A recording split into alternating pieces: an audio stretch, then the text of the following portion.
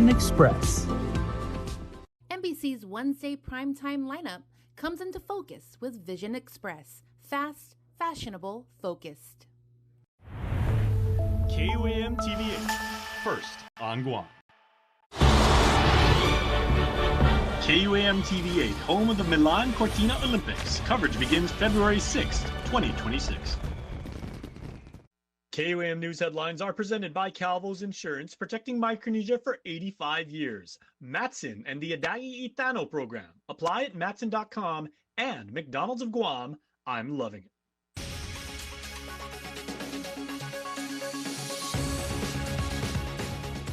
Ahead on KUAM News Primetime. The island mourns the passing of former Agana Heights Mayor Paul McDonald, a dedicated leader and public servant. Reliable internet is no longer a luxury, it's a necessity. I'm Nevaeh Anderson with what a federal program is doing to make sure no community is left behind. The Guam Environmental Protection Agency is faced with a mounting challenge cleaning up about 1 million tires at the old Dededo transfer station. I'm Mitsuki Hirayama with the disposal plans and how much it's costing. Hafa and good evening. Welcome to KUAM News Primetime. I'm Destiny Cruz-Lingus. Thanks for ending your day with us. From 1993 to 2025, former Agana Heights Mayor Paul M. McDonald, also the longest-serving president of the Mayor's Council of Guam, devoted his life to service and community. Today, island leaders remember the political giant not only for his steadfast leadership, but also for the warmth and compassion that defined his legacy. The island is in mourning following the passing of former Agana Heights Mayor Paul M. McDonald, a devoted public servant, husband, and father whose life's work was dedicated to his village and to Guam. McDonald, who became the longest-serving president of the Mayor's Council of Guam, leaves behind not only a legacy of leadership, but also countless lives touched by his service. For Sinahanya Mayor Robert Hoffman, who served alongside him since 2005, McDonald was more than a colleague or neighbor. He was a friend. When he spoke, people listened. I think the political leaders listened from across the aisle. He was never just one party. He was about so many things. And so he really always wanted the best for Agana Heights. He always wanted the best for the people of Guam. And so even as Mayor's Council President, who I served as his vice president numerous times, he was always, he had his eye on every village and making sure that they got the best or the most. And current Agana Heights Mayor Richard Arroyo also reflecting on his predecessor, not only as a leader, but as someone who has been part of his life since childhood. And he had a vision where he wanted the village to go, and it is because of him is where we're at today.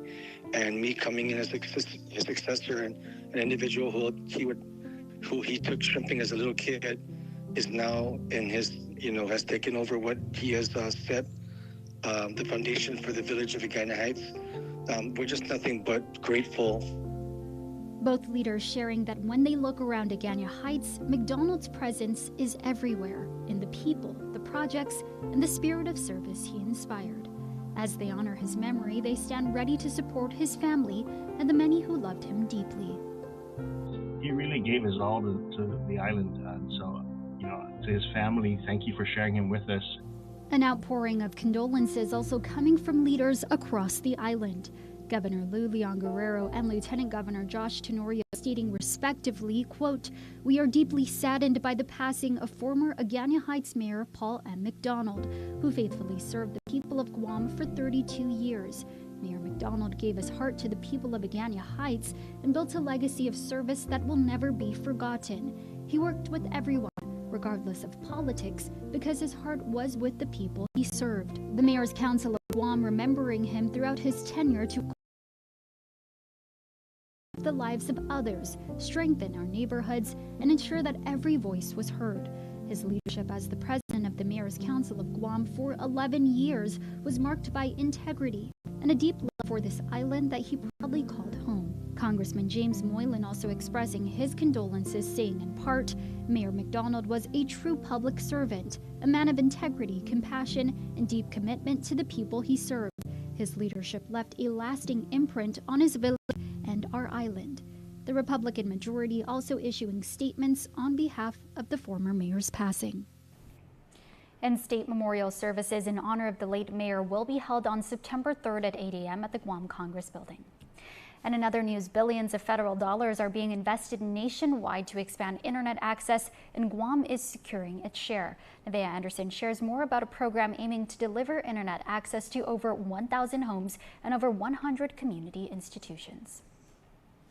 The Broadband Equity Access and Deployment Program, or the BEAD program, was created under the Biden administration to deliver reliable internet access nationwide, including here on Guam.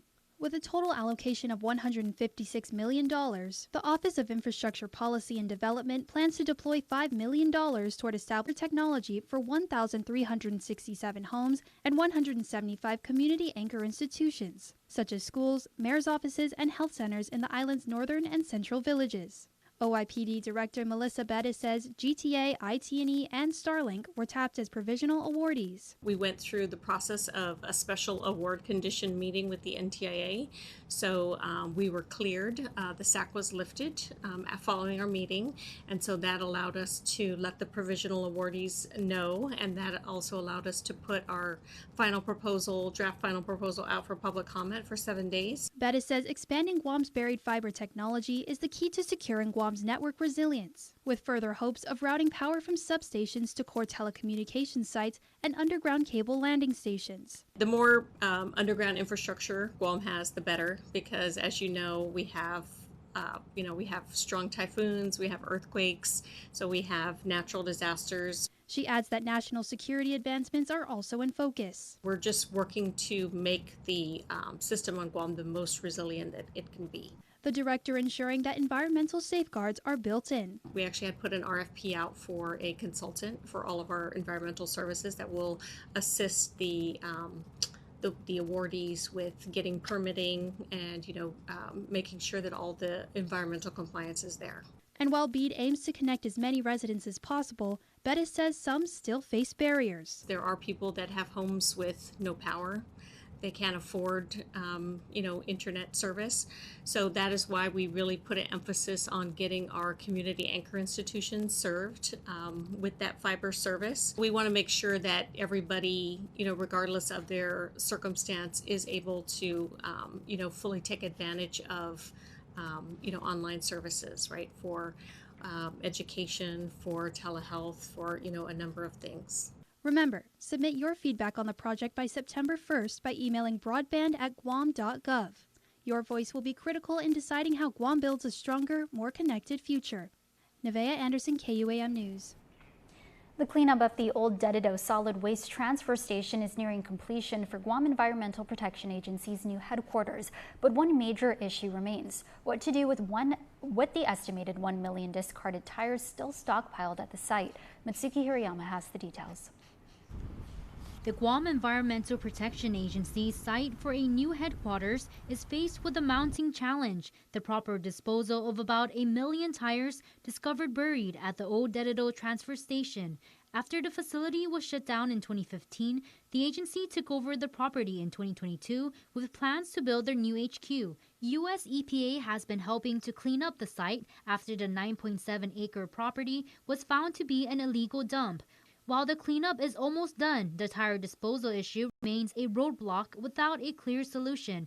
Guam EPA Administrator Michelle Lastimosa says they were hoping to send the tires to FSM Recycling in Saipan, but recently found out importing used tires to the CNMI is prohibited. Of course, with that information, I reached back to the company and asked, what services could you provide in terms of disposing of these tires?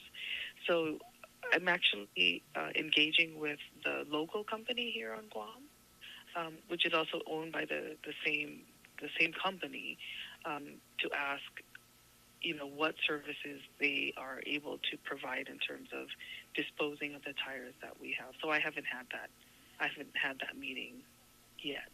Another option Guam EPA is considering is to invest in a tire shredder. Definitely, time is of the essence in terms of finding a solution to dispose of those tires.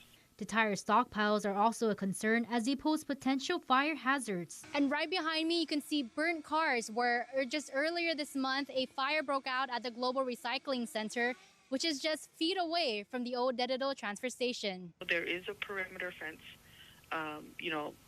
along the 9.75 acre property. And then up until it's been transferred over to Guam EPA, there was security on site. So, of course, when the contractors separated the tire piles, it allowed for a fire break. We made sure that, it met the height requirement for stockpiling the tires. Lastimosa adds the federally funded cleanup has already gone over their initial $14 million budget. They exceeded that $14 million ceiling. So in the meantime, they knew that there was still additional work to be done. So US EPA actually submitted an action memo to increase that $14 million ceiling. More funds had to be allocated, with the total cleanup cost now at just over $16 million. She adds the cost to dispose the tires won't come from local monies, but with some of their federal grants eliminated in the upcoming fiscal year, she says the agency may have to cut out the, quote, bells and whistles in the design of their new HQ. There's always, of course, a commitment to ensure that those tires are going to be disposed of properly. And at the same time, we want this facility in the future to be a regional asset, for not only Guam, but for all of the Marianas. Lastimosa is hopeful a solution will come soon, and meantime, the tires will remain here. Matsuki Hirayama, KUAM News. Time for a quick break. You're watching KUAM.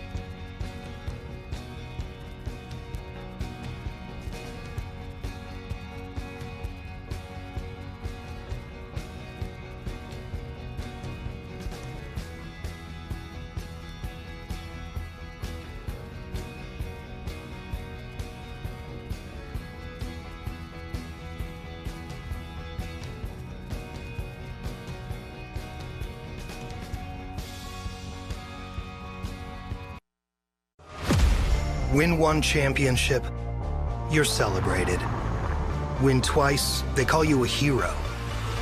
3 times, they say words like legend and dynasty. 4, 5, 6 titles, they'll say enough is enough. But when you've won it all 7 times, what's left to say? The trophy speaks for itself. Introducing the full lineup of Ram trucks. Ram, 7-time winner of Motor Trend's Truck of the Year.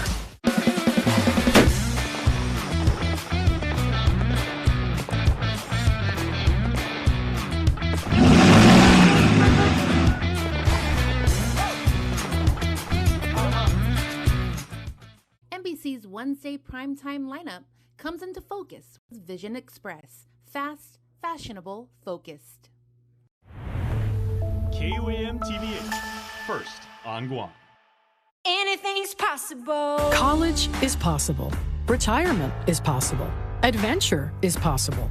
And so is saving for it all with our Bank Ohana savings special. Earn an interest rate of 3.5% for the first 90 days when you deposit $25,000 from another bank into a Bank Ohana Bonus Rate Savings Plus account. Requires a Bank Ohana checking account with an opening deposit of $500. So make your savings goals possible. Anything's possible. Reach your possible with Bank of Hawaii. Welcome back to Primetime. Well, more on the fire we brought you yesterday. The Guam Police Department is looking for a man accused in torching a women's camp in Harmon.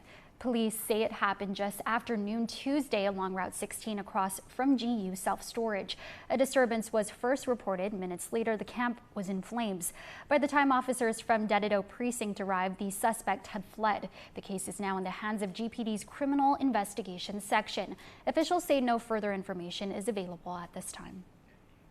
A man who slipped away from police earlier this month by running into the jungle has now been captured, this time facing serious drug charges. 45-year-old John Gilchilen was arrested Monday after officers linked him to methamphetamine and drug paraphernalia found in the vehicle he abandoned on August 4. Police say Gilchilen initially fled after being pulled over for expired registration tags, but they recognized him from past encounters, and passenger confirmed his identity. At the time, he was already out on bond for a separate case involving a fraudulent license plate. This week, Judge Jonathan Kwan ordered him held on $5,000 cash bail. If convicted on the current felony charge, he could spend up to 28 years behind bars. A 21-year-old man is behind bars after police say he was caught on surveillance video puncturing a tire at Paradise Estates in Dededo. Dante Buencesco Jr. is charged with criminal mischief and making a false report. Officers say when they confronted him, he first gave a false name and then handed over a knife and brass knuckles. Court documents show he denied damaging the tire, but later admitting pressing a pin into it to let the air out. He then claimed another man actually slashed the tire and gave him the knife. Records from the Attorney General's office show Buencesco has 11 prior arrests and 5 convictions. If convicted on the latest charges, he faces up to 6 years in prison. He remains held on $7,000 cash bail. Back to School Week looks a little different this year in Washington, D.C. With thousands of National Guard troops taking on a law enforcement role, federal agents are joining the D.C. police as well, and Justice correspondent Scott McFarlane reports that is creating some unease among residents. More Washington, D.C. teenagers returned to school today, but the walk home this semester is going to look a lot different. I just feel like instead of they might be coming to protect, it makes it more intimidating. More than 2,000 National Guard troops are now deployed here. Some at the subway stations used by middle and high schoolers in a city of 700,000 people, but only a handful of school buses. We don't want to live in fear. You know, we want to live in community where, you know, children are playing football, where kids are playing hopscotch, not where, you know, military police standing with the M16 next to us while we're playing in the streets. Joanna Hardy is a mom and runs a safety group for kids in Southeast Washington, D.C. These kids woke up one day and there's military, there's FBI, there's ATF guarding their doors. You think that may be intimidating to kids? I think that is very intimidating to children. The president again today touted his federal takeover of the D.C. police. This is 12 days. We haven't even started. This is going to be so safe. It's going to be the safest place on earth. A review of Metropolitan Police Department data by the CBS News data journalism team shows crime has dropped. Over the past 3 weeks, there were 63% fewer robberies, 23% fewer car thefts, and 41% fewer assaults than the same 2-week period over the past 5 years. The crime numbers do show a decline. Isn't that a sign some of this is working? No, I don't think it's a sign of anything, really, because our numbers have been on the decline for the past several years, right? Brianne Dededo is a D.C. council member who says the takeover is scaring people away. People are afraid to go out. People aren't going out to restaurants. They aren't leaving their homes. And the National Guard is now deployed in 21 different Washington, D.C. subway stations and platforms. School kids use the subway to get to and from school in this community. Some parents like the idea of kids having better protection on their way to school, but others have said this is just un-American and a bad message. Scott McFarlane, CBS News, Washington. According to tracking data, the number of undocumented immigrants arrested by ICE has nearly doubled since February. Now the Trump administration is expanding its detention center capacity. One new site is in Mason, Tennessee. CBS's Nicole Valdez reports that the approval of the facility has created a town that's deeply divided. Mason, Tennessee, just 2 square miles, is home to about 1,000 people. People now divided by what this prison could soon become. When the subject of this facility opening in Mason first came up, what was your reaction? No, absolutely not. No way. Shannon Whitfield's lived here for 13 years. Earlier this month, Mason's town leaders voted to reopen this private prison and turn it into an immigration detention center. This is not the place for an ICE facility. This is not the place for a for-profit prison. Years of financial problems, alleged corruption, and mismanagement more than a decade ago left Mason with a mountain of debt and few businesses left to help it bounce back. This is it, the West Tennessee Detention Facility. It's been closed for nearly 4 years, but inside there are about 600 beds that could soon be filled with ICE detainees. Now, the company who owns it, a private for-profit prison company called Core Civic, well, they plan to create 200 new jobs for locals, and they say they'll boost revenue for the state and the town of Mason by paying hundreds of thousands of dollars in taxes and impact fees. We have the facility for over 30 years. Everybody's doing good. It's why Town Mayor Eddie Noman says he supports the detention center. So you drive by this facility every day? Right. But Town Alderwoman Virginia Rivers voted against it. I need it to be clear. I am all for jobs coming to the town of Mason. What I'm not for is when it comes to mistreating the people. All money is not good money. Understaffing, violence, and deaths have sparked nationwide concerns over allegations of inhumane conditions at Core Civic facilities. Is this a way that you think will actually make a difference? The ICE facility does not, and will not help Mason to go forward. We need other things in our community. We need homes. We need a school, daycare. West Tennessee could see other businesses like Ford bring new jobs to the area, but not for years to come. Until then, Mason remains at a crossroads. I don't want my neighbors to go to work out there. I don't want them to have to make that choice to get benefits and to get enough money. They have to give away that piece of their soul. Nicole Valdez, CBS News, Mason, Tennessee. Now for a look at your world at home. Here's a view of East Agana Bay.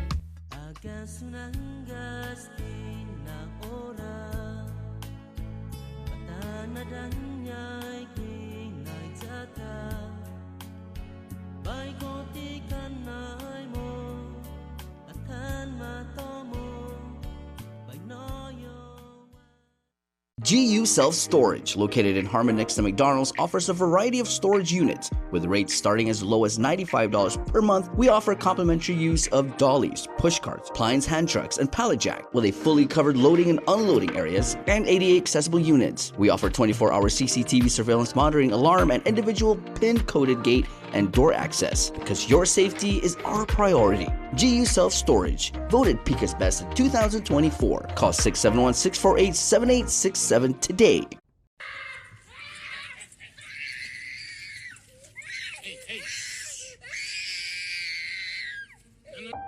Sometimes parenting can be hard. What should I be doing? The Guam Early Learning Council includes partners who can provide you with early childhood services and supports. We are here to assist. For resources and information, simply call 311 Monday through Friday from 8 a.m. to 5 p.m., excluding holidays. Early connection can change everything. The new Crafted Flats from Pizza Hut. 5 handcrafted recipes with more toppings, all for you. There's no reason not to get one or try all 5. New Crafted Flats are just $5 each till 5 p.m. and available till close. Only from Pizza Hut.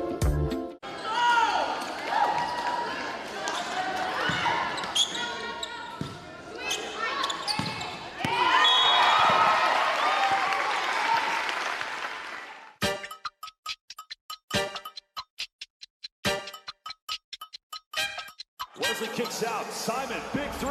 Oh, baby!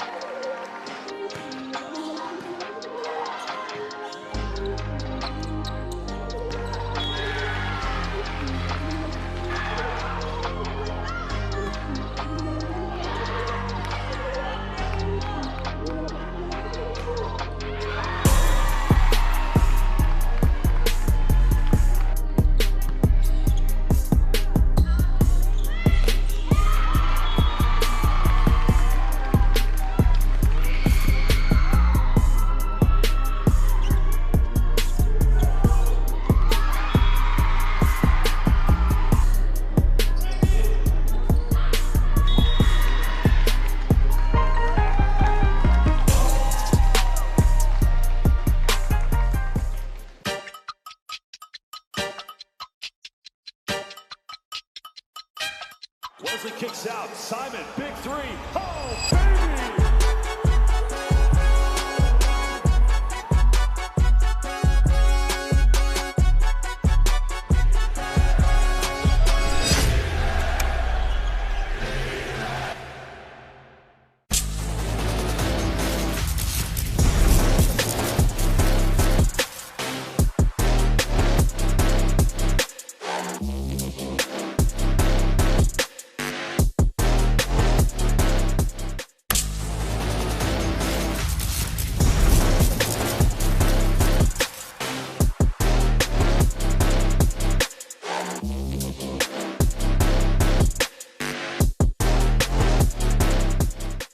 Get set to ace the school year with Kmart's A+ deals for every grade. Crush the classroom with unbeatable deals on school supplies, plus tasty snacks and drinks that are perfect for packing lunches and powering through the school day. College bound? Get campus ready with dorm essentials like bedding, organizers, and cool touches to make it yours.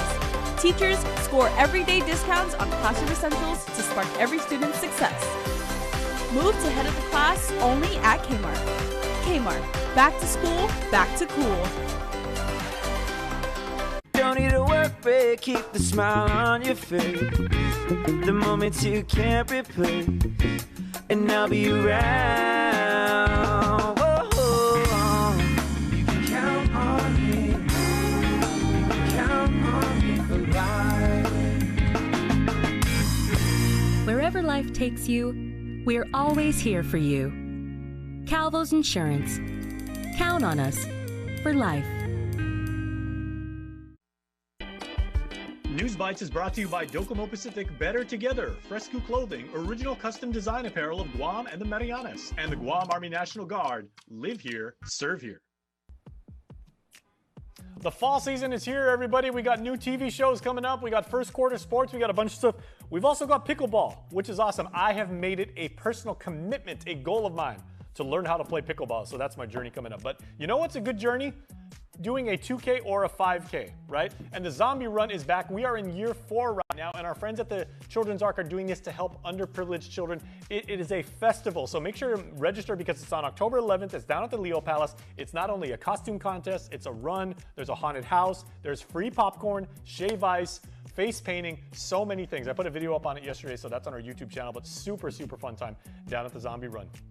Equally fun and responsible, make new friends, learn how to be a leader in the community, is get involved with the coastal cleanup, because all over Guam, we are going to be picking up trash and keeping our beautiful island beautiful. Exactly that. Now, Guam is mother to us all, right? And you don't disrespect mom. Everybody knows that. So make sure to get involved. Hey, if you're a student, this is the perfect time to get some first quarter service learning points. So contact your school, your advisor, your class president, whatever, and get involved in the coastal cleanup, because we're all doing this to make sure that paradise stays exactly that. And then the tough cookie run.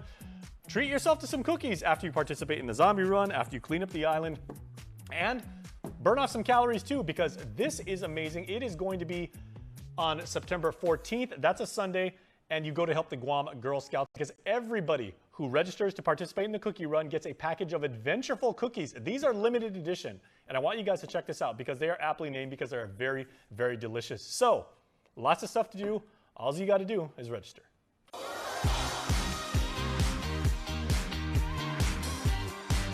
Happy birthday to Quinn Harper Tabayoyong. Happy birthday number 11 to our little dancing Quinn. You made us and Guam so proud. Skip first place World Dance Championships, Canada and Anaheim, California. Yeah, longest in a line of amazing skip dancers. And Quinn, you have a lot on your shoulders, a proud tradition to uphold, but we know you are more than capable. You're an amazing creative dancer. And Quinn, happy 11th birthday, and Biba Skip. You guys are incredible. Want to wish your special someone a happy birthday? Just click the QR code here on your screen or email birthdayclub@KUAM.com. And that's your primetime show. Thanks for watching. I'm Destiny Cruz-Lingus. Have a safe evening and stay beautiful.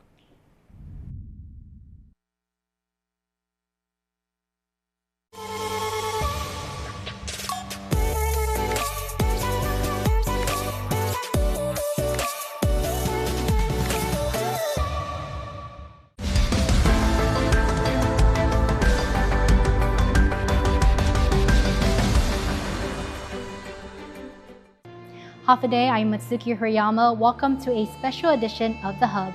We start this show as Team KUAM takes a closer look at the 75th anniversary of the Organic Act, its history, what it means for Guam, and day-long celebrations on August 1st. We start things off as KUAM intern Janice Carrasco takes a closer look at the Organic Act. She wanted to know more what it means and its significance to the people of Guam.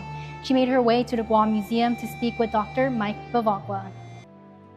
The Organic Act represents an important step, an important moment, an important document in Guam's history, in the story of the Chamorro people, but it's not the end of the story. After the United States recaptured Guam from Japanese forces during World War II, the naval government was reinstated again, but frustration lingers for the Chamorro people. The Chamorro people are very frustrated by that because the wounds from the Japanese occupation are fresh.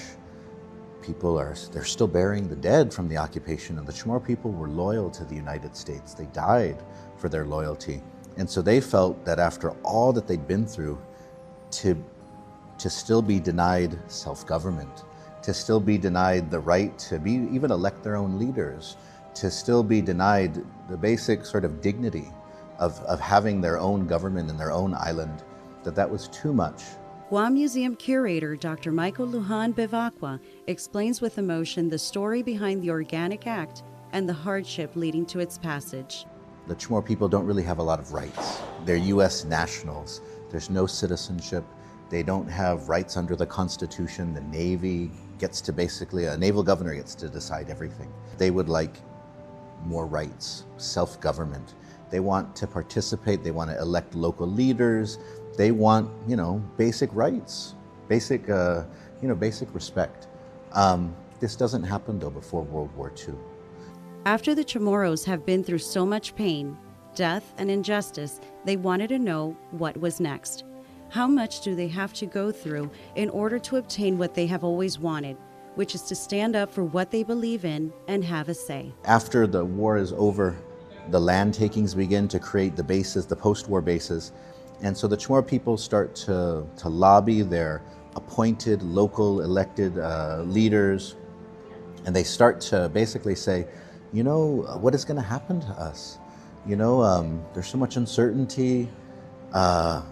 What's next? And so this really starts the citizenship movement. People such as the late Carlos Taitano, people such as Franklin Baza Leon Guerrero, Tony Wampat, other leaders of that time lobbied the United States more forcefully. They traveled to Washington, D.C. and found supporters who spoke up to the media about how unfairly the Navy was treating them. Even after everything they had sacrificed and suffered, after all of that, the U.S., the country they fought for, was still taking their land. Part of the Organic Act was also to retroactively authorize the taking of land from the people, because now you're citizens of the United States, so now it's okay that we took your land for our military bases. The U.S. gave Chamorros citizenship after taking their land, using the Organic Act to make the land grabs seem legal. This is kind of the first steps. It takes a little while. Even though the Organic Act has been an improvement, the Chamorro people still do not have any control over it.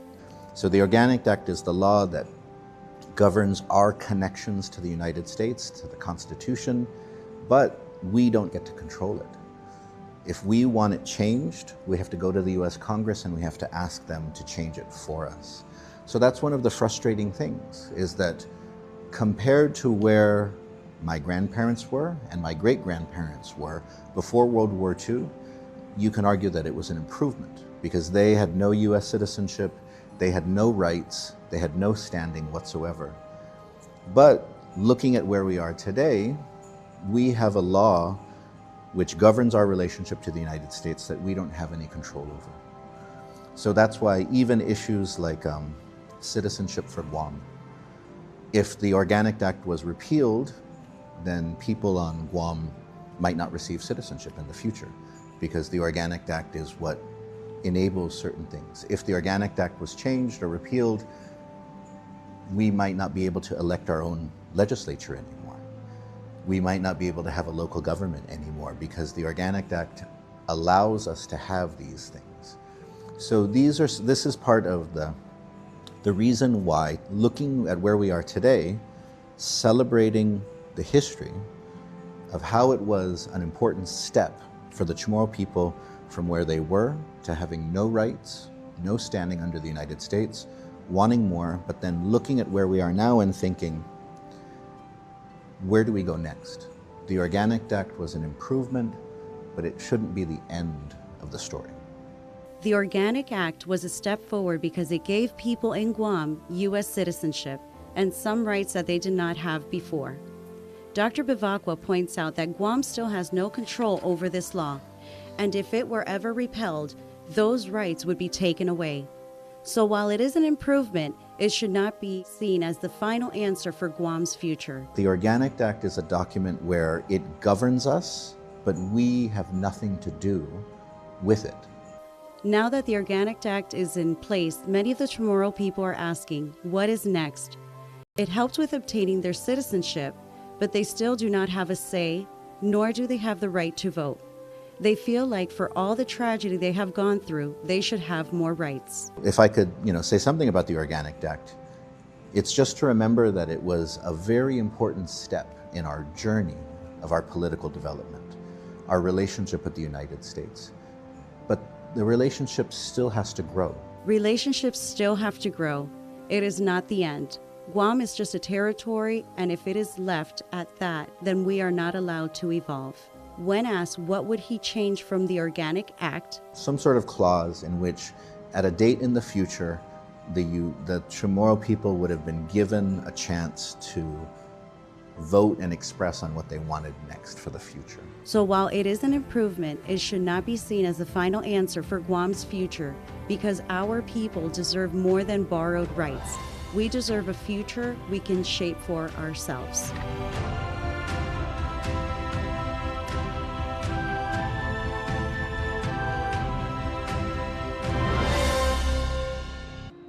Don't go anywhere, because coming up next, Destiny Cruz Langes speaks with attorney Mike Phillips, pivotal chapter in Guam's history.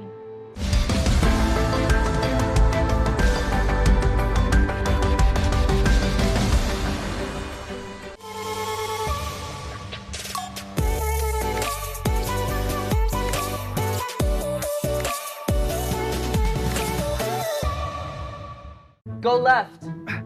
Better? Go right. How about now? Still nothing. Uh-oh. Tired of unreliable satellite internet? Switch to GTA Air Fiber. Faster and more affordable than Starlink. Get blazing speeds up to 500 Mbps for just $70 a month with no equipment to buy, free professional installation, and Plume Home Pass Wi-Fi included. Built for Guam, backed by award-winning local support. GTA Air Fiber. Ditch the dish and make the switch. Get yourself ready for a trip through McDonald land. There's fish-shaped volcanoes. You'll even find a French fry.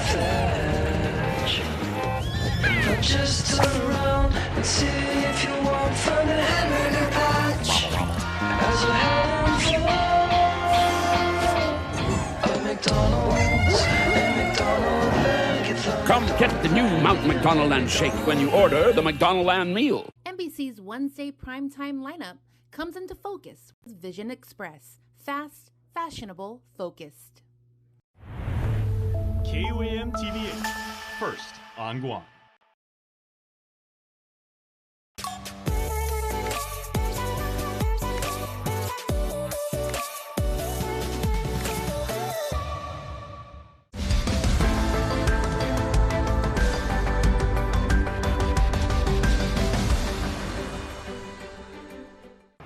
The fight for human, civil, and political rights on Guam began in the early 1900s, pausing only briefly during the war. But soon after liberation and amid sweeping land takings and no change in political status, the Chamorro people of Guam pressed forward.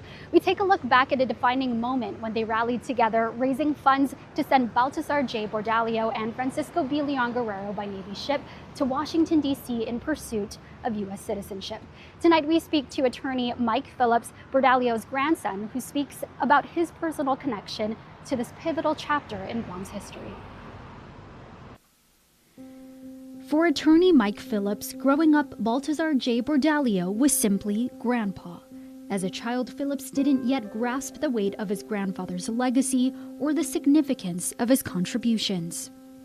I grew up with him as my grandfather, so I ranched with him and did that for years, as my brother and my cousins did too. So I knew him from that perspective. It wasn't until his teenage years, through college and into law school, that Phillips began to unpack the history his grandfather helped shape. He started to understand the causes B.J. Bordalio fought for and his role beyond Grandpa. Bordalio was chair of the upper house and part of the two-man delegation, alongside Francisco B. Leon Guerrero, sent to Washington, D.C. to lobby for U.S. citizenship, an effort driven by island-wide support. That effort to raise money to send my grandfather and F.B. Leon Guerrero to Congress. And they would take sheets and go from house to house singing, and the school children all contributed. Read what was said in Congress. They said, "You took school children's money to come here." I'm like, you're kidding me, right? No, it's they saw it as something bad. And it's like, these guys rode a ship, and it took weeks to get out there. But that's the perspective. And despite that perspective, the goal was clear and true. In a speech before leaving for D.C., B.J. Bordalio explained the purpose of their journey.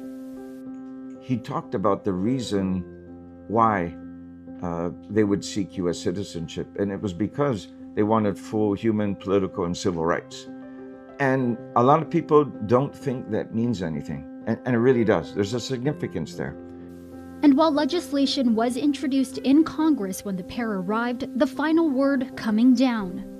Phillips says the delegates were offered a title, nationals, but without rights. They were told they could return home as heroes, but they refused.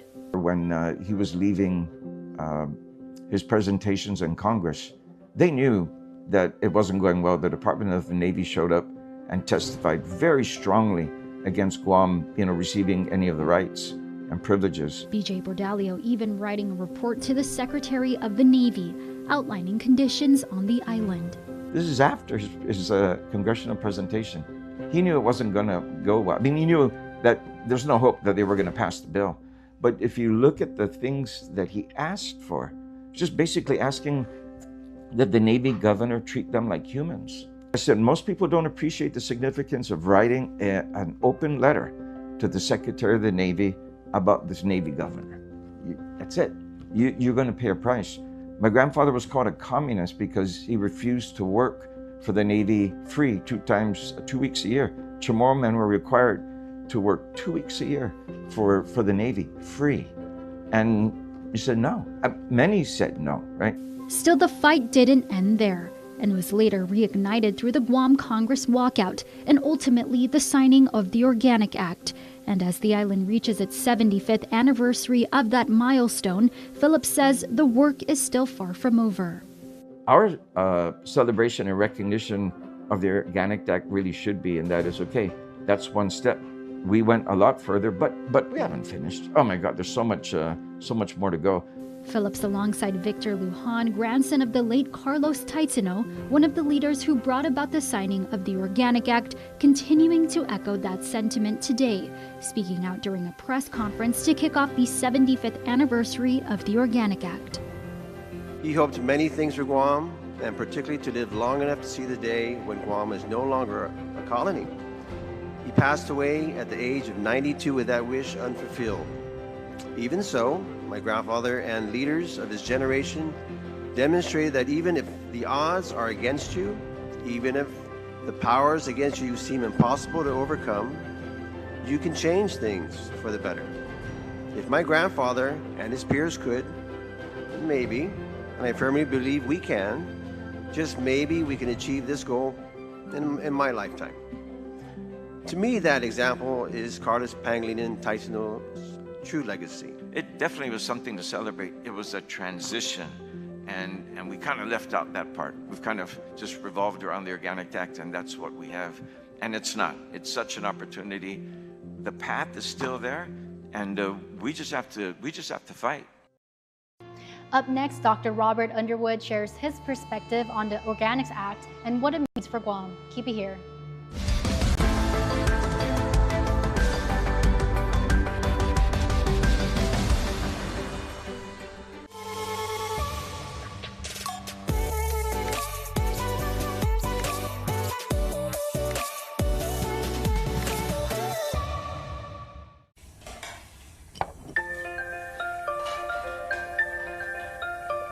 Barney, do you want some milk? Do you ever wonder how your favorite products make their way into your local stores? Most arrive on state-of-the-art Matson vessels that transport containers of food, household items, equipment, and supplies into the islands every week. Because we know that you depend on us, we work closely with our partners to ensure that our shipments arrive on time, all the time, so you can find your favorite products when you need them. We transport the region's most precious cargo that supports successful businesses and promotes a better quality of life for our families. Matson is proud to have been the hometown shipping carrier for Guam, the CNMI, and Micronesia for the past 25 years, and you can count on us to be here for generations to come.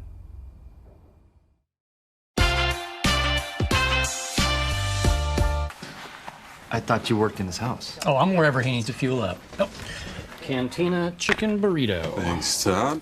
That's the way to do it. You know what? Let me actually get something to wash that down with, please. Yeah, I got you. Easy. Appreciate it. You've made a powerful enemy, Todd. I didn't mean to.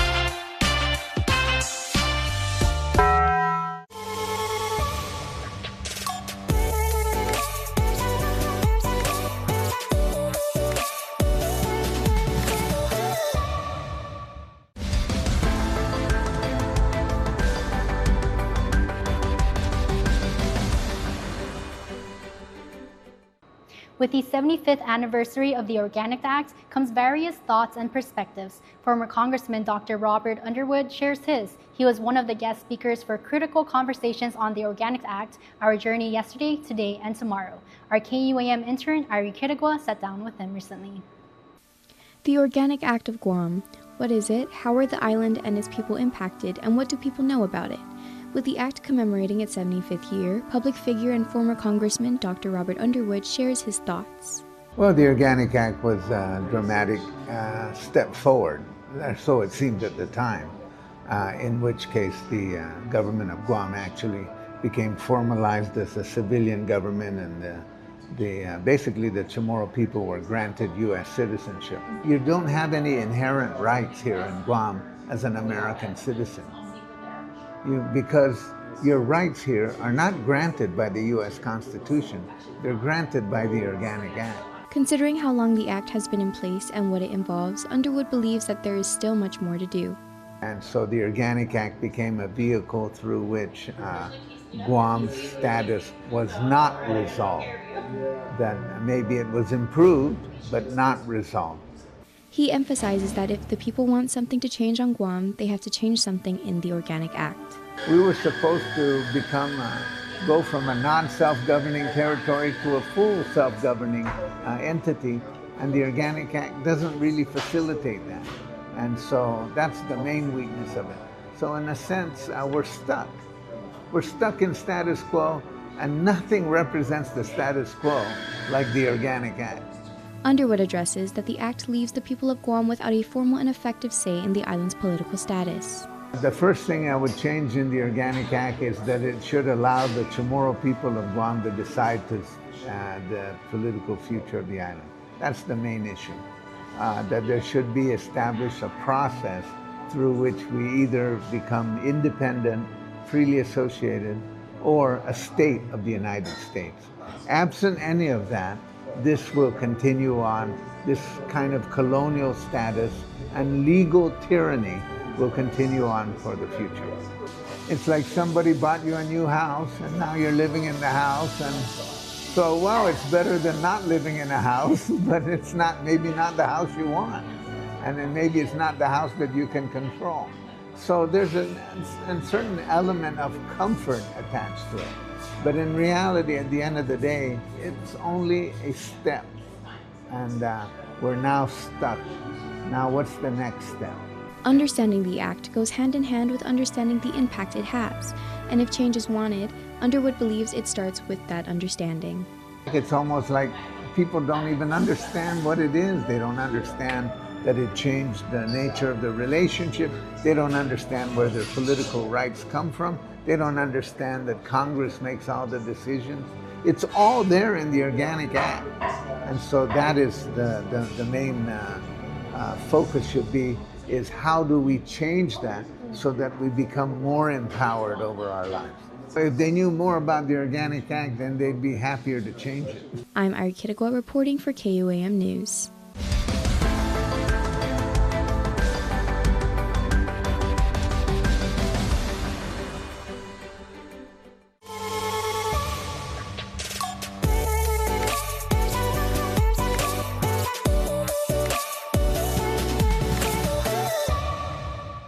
Guam's auto appearance specialist, Elegant Reflections, has been providing the automotive industry with professional detailing and car care products at its highest quality, from complete detailing, full interior detailing, exterior detailing, headlamp restoration, hand washing, seat and carpet shampoo, engine degreasing, undercarriage cleaning, paint sealant, fabric protection, paint oxidation removal, and so much more. Visit us at our new location. Call 646-5555 for an appointment. Elegant Reflections, Guam's auto appearance specialist, over 20 years of experience.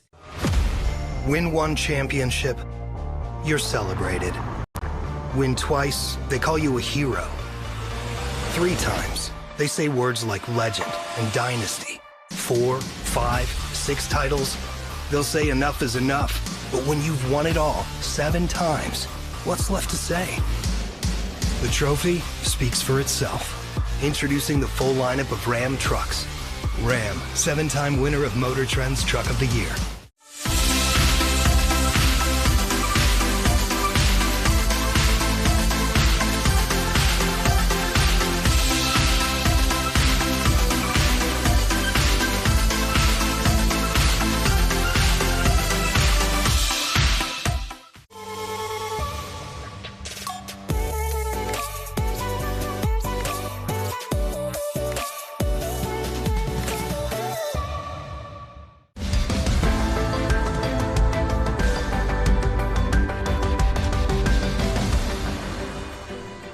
It's August 1st, 2025. 75 years ago, the Organic Act became law, and while it didn't answer every question about our political future, it opened the door to self-governance, U.S. citizenship, and the next chapter in our island's identity.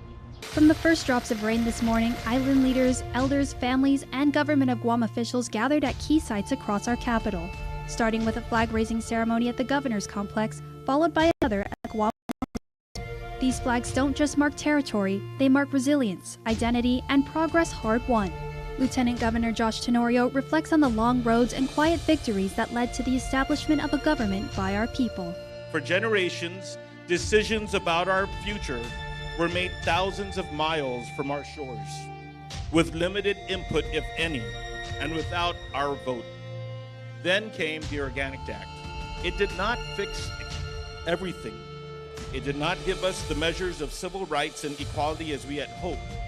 To be clear, it's not a constitution written by us for us, nor does it grant us full representation in the nation we help defend. And we remain without a vote in Congress, without a full say in the affairs of a nation that we have helped build and protect. Yet, it still is for a generation of Chamorros 75 years ago who had endured the hardships of occupation in war, and after an unparalleled achievement and resulted in meaningful progress. The Lieutenant Governor adding that the Organic Act remains a foundation, a first step toward a future still being molded by our people. But today, we mark this day because it has been a starting point. It was the moment the door to self-governance opened, even just slightly, and we stepped through. So let us move forward together, we, the leaders of Guam, the public servants of Guam, the people of Guam, with gratitude for those who have brought us this far, and with hope lighting the road ahead. Viva Gov Guam! Viva! Happy anniversary, Gov Guam! And in the midst of contemporary dissatisfaction with the Organic Act, Polly Eric Forbes asks us to remember what it meant for those who were there to see it change their lives in real time. For those who hoped and prayed for the U.S. Armed Forces to return while enduring occupation by the Imperial Japanese Army. For those who were frustrated by the constant shifts in law that came with naval governance thereafter. For all that the Organic Act did not accomplish, to understand the satisfaction, if not happiness, of most of our leaders when the Organic Act became law, We must remember what came before. We must feel what our parents and grandparents felt whenever a new naval governor sailed into Apra Harbor. Because a new naval governor meant everything was back to square one. With each new naval governor, Guam's laws changed. What one prohibited, the next allowed. He was judge, jury, lawmaker, and law enforcer. Guam's political and business leaders were tired of feeling like they were soldiers without uniforms, taking orders from a Navy captain who ran the entire island as if it were a ship under his command. The hope and dream of these leaders was not that the Americans would go away, but rather that Guam would become more American and to be treated as such, with a civilian government elected by the people. Just as our parents and grandparents yearned for a political system that respected the dignity of the people of this land to govern themselves, we too need to cast our eyes towards the future and fight for what enables our people to govern our island in the best way possible for our people's benefit. Following Adaloop's flag raising, at the heart of today's observance, a moving naturalization ceremony held in the very building where Guam's laws are made. Dozens of new U.S. citizens took their oath. Standing in the same halls where 75 years ago, our own people finally gained the right to shape our laws. Rita Garcia, the eldest in today's group of new citizens, has been waiting for this moment since arriving in Guam in 1979. I'm so happy for my citizenship. So nice. We are all happy. Christopher Bosses says the intertwining of the two occasions only adds to the joy of the day. It's pretty meaningful, as they said, because it's the first time that they did it here. So I really appreciate the event. And Tina Valdez feels blessed for the journey that led her here. It's been a journey, 25 years before I get to this point. And so I'm very happy. It's a milestone, right? It's very special. So I'm very happy that I'm in this group, in this batch. Very grateful. And at the Plaza de España, these stories come alive. The half-a-day experience draws families and visitors, while nearby, a panel of local scholars and leaders hold unflinching conversations about the past and what must come next. Inside the Guam Congress building, an exhibit traces the journey, from naval rule to legislative debate, from silence to citizenship. As the sun sets on the 75th anniversary, we remember that the Organic Act didn't just change a law. It began a legacy of struggle, of pride, and of a people still on a journey to define themselves, not just